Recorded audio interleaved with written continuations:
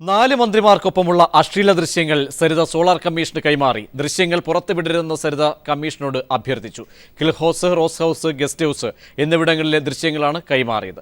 മല്ലേലി ശ്രീധരൻ നായർക്കൊപ്പം ഉമ്മൻചാണ്ടിയെ കണ്ടതിന്റെ ദൃശ്യങ്ങളും കമ്മീഷന് കൈമാറിയതായി സരിത നായർ പറഞ്ഞു. സരിതയോടൊപ്പം ശ്രീധരൻ നായരുമായി കൂടിക്കാഴ്ച നടത്തിയിട്ടില്ല എന്ന മുഖ്യമന്ത്രിയുടെ അവകാശവാദത്തിനുള്ള മറുപടിയാണ് താൻ സമർപ്പിച്ച വീഡിയോ എന്നും സരിത പറഞ്ഞു.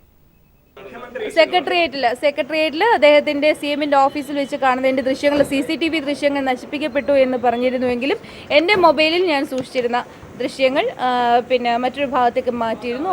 അത് ഇപ്പോൾ ഞാനിവിടെ കൊടുത്തിട്ടുണ്ട്. ഓഡിയോ ക്ലിയർ അല്ല, കാര്യം ഡിസ്റ്റൻ്റ് ആണ് എടുത്തത്. ഡിസ്റ്റൻ്റ് ആണെന്ന് പറഞ്ഞാൽ ഞങ്ങൾ മാത്രമേ അകത്തേക്ക് വന്നിരുന്നുള്ളൂ. ഞാനും ശ്രീധരൻ നായരും ജോപ്പിനും മാത്രമേ ഉള്ളിലേക്ക് വന്നിരുന്നുള്ളൂ. ഞങ്ങൾ ശെൽവരാജ് MLAയും മറ്റൊരു വ്യക്തിയും നടന്നു പോകുന്ന എന്ന് വെച്ചാൽ അവരെ പറഞ്ഞു വിട്ടുകൊണ്ടിരിക്കുന്ന സമയത്താണ് ഞങ്ങൾ എൻട്രി ചെയ്യുന്നത്. അപ്പം സാറ് അവിടെ തൊട്ട് ഇങ്ങനെ ലക്ഷ്മി എന്ന് പറഞ്ഞ് സംസാരിക്കാൻ വരുന്നത് തൊട്ട് ഉള്ള കാര്യങ്ങൾ, ഇവിടുത്തെ ക്ലിഫ് ഹൗസും ഗവൺമെൻറ് ഗസ്റ്റ് ഹൗസും AP അനിൽകുമാറിൻ്റെ റോസ് ഹൗസ്, അവിടെ AP അനിൽകുമാർ താമസിച്ച റോസ് ഹൗസ് ഉൾപ്പെടുന്ന ദൃശ്യങ്ങൾ മാത്രമേ ഞാനിവിടെ കൊടുത്തിട്ടുള്ളൂ. ഞാൻ പറഞ്ഞിരുന്നല്ലോ, അടൂർ പ്രകാശ്, AP അനിൽകുമാർ, മുൻ മന്ത്രി KC വേണുഗോപാൽ, ആര്യയുടെ മുഹമ്മദ്. ഒരു മന്ത്രി നമ്മളെ വിളിച്ചിട്ട് മറ്റൊരു മന്ത്രിക്ക് വേണ്ടി, അതായത് ഒരു നേരത്തെ ഒരു മുൻ മന്ത്രിക്ക് വേണ്ടി നമ്മളെ ട്രാപ്പിൽപ്പെടുത്തിയ ഒരു വിഷയമുണ്ട്. അപ്പോൾ അതുമായി ബന്ധപ്പെട്ടിട്ടുള്ള ചില തെളിവുകളാണ് ഞാൻ കൊടുത്തിട്ടുള്ളത്. അത് മാത്രമല്ല, എനിക്ക് മറ്റൊരു മന്ത്രിയിൽ നിന്ന്, അതായത് ഞാൻ നേരത്തെ പറഞ്ഞ അതിന് സഹായകമായി നിന്ന മന്ത്രിയിൽ നിന്ന് പിന്നീട് എനിക്ക് നേരിടേണ്ടി വന്ന ഡൽഹി കേരള ഹൗസിൽ വെച്ച്, അതിനുശേഷം ഇവിടെ നമ്മുടെ ലേമർഡിയിൽ വെച്ചുമുണ്ടായ അനുഭവങ്ങളുടെ ഒരു തെളിവുകളും ഞാൻ കൊടുത്തിട്ടുണ്ട്. ഉമ്മൻചാണ്ടിക്ക് കനത്ത തിരിച്ചടി. VS-നെതിരായ ഉമ്മൻചാണ്ടിയുടെ ഹർജി കോടതി തള്ളി. പരസ്യ പ്രസ്താവന വിലക്കണമെന്ന ഉപഹർജിയാണ് തള്ളിയത്. വിശദാംശങ്ങൾ ജിതിൻ ചന്ദ്രൻ നൽകും. ജിതിൻ, ഉമ്മൻചാണ്ടിക്കേറ്റ കനത്ത തിരിച്ചടി. ഒരുപക്ഷെ VS-ന്റെ വായടപ്പിക്കാൻ, അഴിമതിക്കെതിരെ സംസാരിച്ചതിനെ വായടപ്പിക്കാൻ പോയി കോടതിയിലേക്ക്. ഇന്നിപ്പോൾ കോടതി കേസ് പരിഗണിച്ചപ്പോൾ ഉപഹർജി അപ്പാടെ തള്ളിക്കൊണ്ട് എന്തൊക്കെ കാര്യങ്ങൾ പറഞ്ഞു? പ്രജേഷ്, VS-നെതിരായ കേസിൽ ഉമ്മൻചാണ്ടിക്ക് രണ്ടാമതും കനത്ത തിരിച്ചടിയാണ് നേരിടേണ്ടി വന്നിരിക്കുന്നത്. VS-ന്റെ പ്രസംഗങ്ങൾ അടിയന്തരമായി വിലക്കണമെന്നാവശ്യപ്പെട്ടുള്ള ഉമ്മൻചാണ്ടിയുടെ ഉപഹർജിയാണ് രൂക്ഷമായ പരാമർശങ്ങൾ സഹിതം തിരുവനന്തപുരം അഡീഷണൽ ജില്ലാ കോടതി തള്ളിയിരിക്കുന്നത്. VS-ന്റെ പ്രസംഗങ്ങൾ ഒരു കാരണവശാലും വിലക്കാനാവില്ല. അത് ഭരണഘടനാപരമായ അദ്ദേഹത്തിന്റെ അവകാശങ്ങൾക്കും മേലെയുള്ള കടന്നുകയറ്റമാകുമെന്നാണ് കോടതി വ്യക്തമാക്കിയിരിക്കുന്നത്. ഒരു ഭരണ സംവിധാനത്തിൽ പാളിച്ചകളുണ്ടായാൽ അത് ചൂണ്ടിക്കാട്ടേണ്ടത് പ്രതിപക്ഷ നേതാവിന്റെ അടിസ്ഥാനപരമായ കടമയാണ്. അത് നിർവഹിക്കുന്നതിൽ നിന്നും അദ്ദേഹത്തെ പിന്തിരിപ്പിക്കാനാകില്ല എന്നും കോടതി വിധിയിൽ പറയുന്നു. ഭരണപരമായ തീരുമാനങ്ങൾ എടുക്കാൻ മുഖ്യമന്ത്രിക്ക് അവകാശമുണ്ട്. അതിലെ അപാകതകൾ ചൂണ്ടിക്കാട്ടാൻ സ്വാഭാവികമായും പ്രതിപക്ഷ നേതാവിനും അവകാശമുണ്ട്. ഒപ്പം തന്നെ പൊതുജന മധ്യത്തിൽ കാര്യങ്ങൾ അവതരിപ്പിക്കാൻ മുഖ്യമന്ത്രിക്കുള്ള അതേപോലത്തെ അവകാശം പ്രതിപക്ഷ നേതാവ് VS അച്യുതാനന്ദനുമുണ്ട് എന്നും കോടതി വിധിയിൽ പറയുന്നുണ്ട്. ഒപ്പം തന്നെ VS-ന്റെ പ്രസ്താവനകൾ മൂലം, VS-ന്റെ പ്രസംഗങ്ങൾ കാരണം മുഖ്യമന്ത്രിക്ക് അപരിഹാര്യമായ നഷ്ടങ്ങളൊന്നും തന്നെ ഉണ്ടായിട്ടില്ല എന്നും കോടതി വിധിയിൽ വ്യക്തമാക്കുന്നുണ്ട്. എന്തായാലും കനത്ത തിരിച്ചടി തന്നെയാണ് ഉമ്മൻചാണ്ടിക്ക് ഏറ്റിരിക്കുന്നത്. ഒപ്പം വിധിന്യായത്തിൽ ഇത് സംബന്ധിച്ച് വളരെ വ്യക്തത വരുത്തുന്ന ഒരു വിധിന്യായം തന്നെയാണ് കേസിൽ ഉണ്ടായിരിക്കുന്നത് എന്നും പറയേണ്ടിയിരിക്കുന്നു. ഫ്രീഡം ഓഫ് സ്പീച്ച് എന്ന ഭരണഘടനാപരമായ അവകാശത്തിന് മേലുള്ള കടന്നുകയറ്റമാണ്.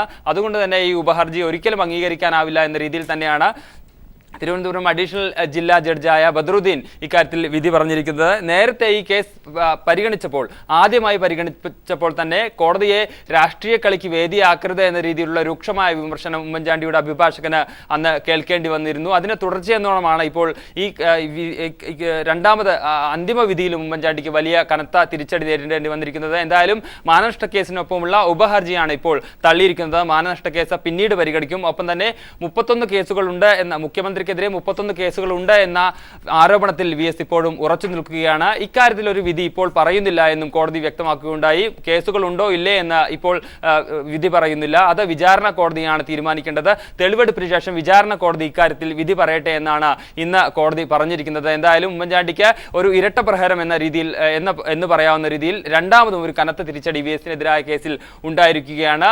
യാതൊരു തരത്തിലും പരിഗണിക്കാനാവില്ല എന്ന് പറഞ്ഞുകൊണ്ടാണ് VS-ന്റെ പ്രസംഗങ്ങൾ ഒരു തരത്തിലും വിലക്കാനാവില്ല എന്ന് വ്യക്തമാക്കിക്കൊണ്ടാണ് ഉമ്മൻചാണ്ടിയുടെ ഉപഹർജി കോടതി തള്ളിയിരിക്കുന്നത്. പ്രജീഷ്, ജിതിൻ ചന്ദ്രനാണ് വിവരങ്ങൾ നൽകിയത്. LDF സ്ഥാനാർത്ഥി മുഹമ്മദ് മുഹ്സിന്റെ തെരഞ്ഞെടുപ്പ് പ്രചാരണത്തിനായി JNU വിദ്യാർത്ഥി നേതാവ് കനയ്യകുമാർ പട്ടാമ്പിയിലെത്തി. അല്പസമയത്തിനകം നടക്കുന്ന യുവജന വിദ്യാർത്ഥി സംഗമം കനയ്യ ഉദ്ഘാടനം ചെയ്യും. വിശദാംശങ്ങളുമായി ലതീഷ് ചേരുന്നു. ലതീഷ്, കനയ്യ എത്തിയോ? എത്രത്തോളം ആവേശത്തോടു കൂടി കനയ്യയ്ക്ക് അവിടെ സ്വീകരണം ലഭിക്കുന്നു? പ്രജീഷ്, ആവേശകരമായ സ്വീകരണമാണ് പട്ടാമ്പിയിലെ യുവജന വിദ്യാർത്ഥി സമൂഹം JNUവിന്റെ യുവ പോരാളിയായ മുഹമ്മദ് മോഹസിൻ ഇപ്പോൾ നൽകിക്കൊണ്ടിരിക്കുന്നത്. അദ്ദേഹം ഇപ്പോൾ സംസാരിച്ചുകൊണ്ടിരിക്കുകയാണ്. രാജ്യത്തിനുള്ള സന്ദേശമായി മാറണം പട്ടാമ്പിയിലെ മുഹസിന്റെ വിജയം എന്ന് അദ്ദേഹം പറഞ്ഞു. ബദൽ രാഷ്ട്രീയം ഉയർന്നു വരാൻ മോഹസിൻ ജയിച്ചു വരേണ്ടതുണ്ട്. സാമൂഹ്യനീതി ഉറപ്പുവരുത്താൻ ഇടതുപക്ഷത്തിന് മാത്രമേ കഴിയൂ. അതുകൊണ്ട് തന്നെ മോഹസിൻ കേരള നിയമസഭയിൽ എത്തണം എന്നും കനയ്യകുമാർ പറഞ്ഞു. കേരളം BJPക്ക് വോട്ട് നൽകില്ലെന്നും മോഡിയുടെ രാഷ്ട്രീയം കേരളത്തിൽ വിലപ്പോവില്ലെന്നും അദ്ദേഹം പറയുകയുണ്ടായി. ഒപ്പം സോമാലിയ പരാമർശം പ്രധാനമന്ത്രി നരേന്ദ്രമോദിയുടെ സോമാലിയ പരാമർശത്തെയും അദ്ദേഹം പരിഹസിച്ചു.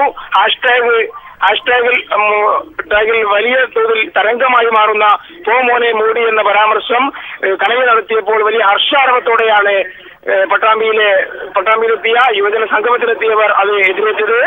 വലിയ സ്വീകരണം തന്നെയാണ് പട്ടാമ്പിയിൽ കനയ്യയ്ക്ക് ലഭിച്ചുകൊണ്ടിരിക്കുന്നതെന്ന് പറയേണ്ടിയിരിക്കുന്നു.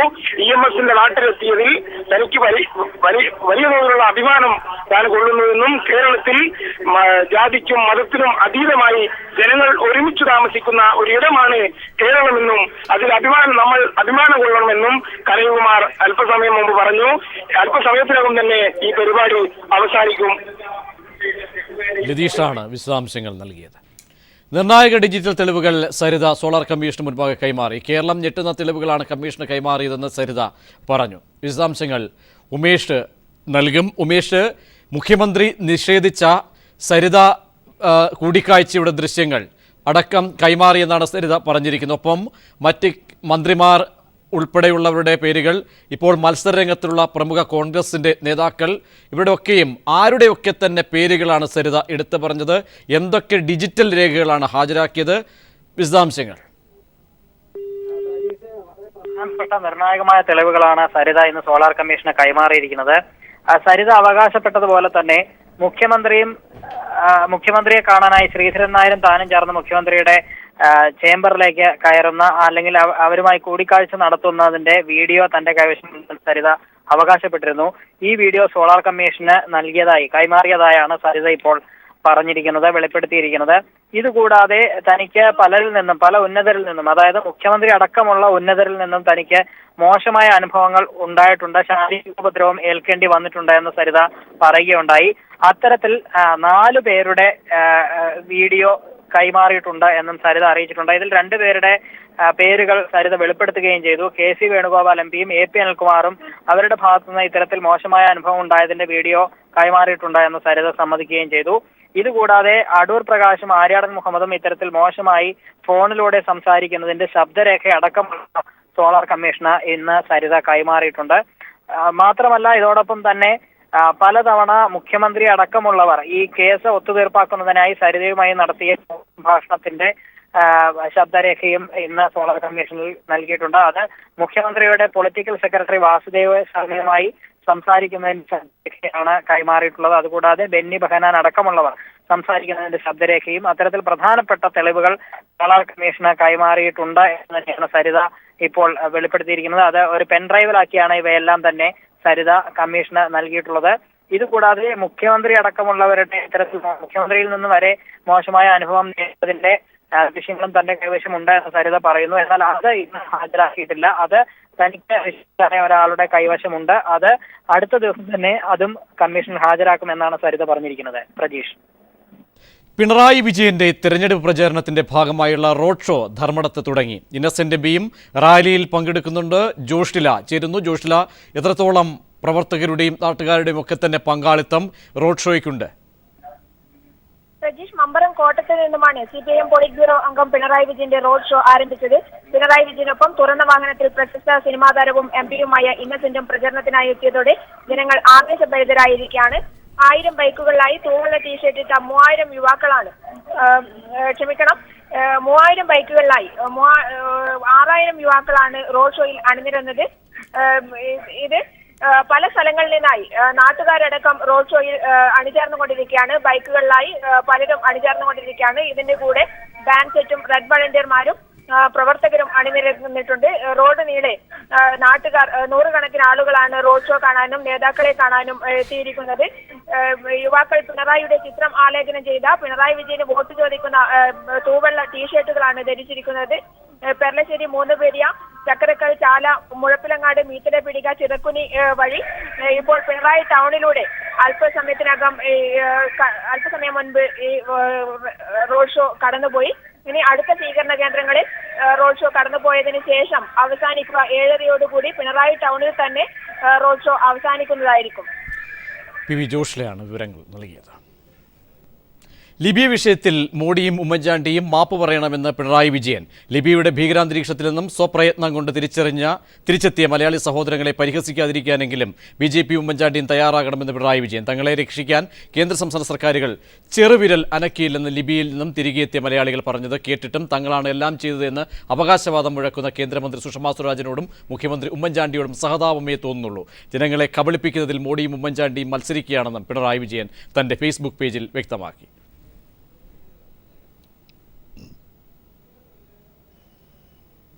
ഉമ്മൻചാണ്ടി റിയൽ എസ്റ്റേറ്റ് ഏജന്റ് എന്ന VS അച്യുതാനന്ദൻ 3 അടി മണ്ണ് ഭിക്ഷയെ യാചിച്ച വാമന് മണ്ണളന്നു കൊടുക്കാൻ അനുവാദം നൽകിയ മഹാബലിയുടെ അവസ്ഥയിലാണ് മലയാളികൾ. പാവം പോലെ വന്ന് യാചിച്ച് അധികാരം നേടിയ അഭിനവ വാമനൻ മുഖ്യമന്ത്രി ഉമ്മൻചാണ്ടി 5 വർഷം കൊണ്ട് കേരളമാകെ അളന്ന് കോർപ്പറേറ്റ് മുതലാളിമാർക്ക് പതിച്ചു കൊടുക്കുമെന്നും VS പറഞ്ഞു. കഴിഞ്ഞ 5 വർഷത്തെ ഭരണം പരിശോധിച്ചാൽ മുഖ്യമന്ത്രി എന്ന പദത്തേക്കാൾ ഉമ്മൻചാണ്ടിക്ക് കൂടുതൽ യോജിക്കുക റിയൽ എസ്റ്റേറ്റ് ബ്രോക്കർ എന്ന വിശേഷണമാകുമെന്നും VS ഫേസ്ബുക്ക് പേജിൽ കുറിച്ചു.